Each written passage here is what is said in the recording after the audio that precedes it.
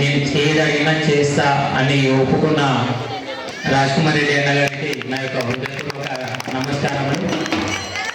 ఇది కేతన్పల్లి వాసిగా చెప్తున్నా అన్నగారు.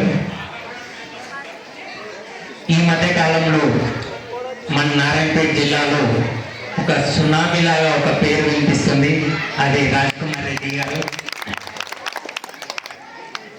ఎప్పుడైనా ఒకరి పేరు ఒక మంచిగా వినిపించవచ్చు, ఒక చెడుగా వినిపించవచ్చు, కానీ అన్న పేరు ఒక మంచిగానే వింటున్నాం.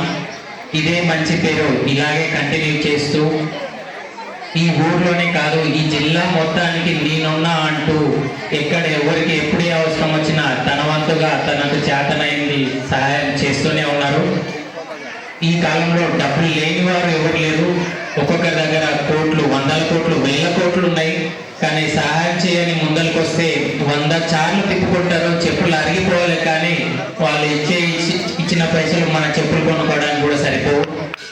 కానీ ఈ కాలంలో ఇంత ఉన్నా కూడా అన్నగారు వెల కట్టలేని విధంగా ఎంత కావాలంటే అంత డొనేట్ చేస్తున్నారు. మీ పేరుని చిరస్థాయిగా ఈ జిల్లా ప్రజలు తప్పకుండా గుర్తుపెట్టుకుంటారు.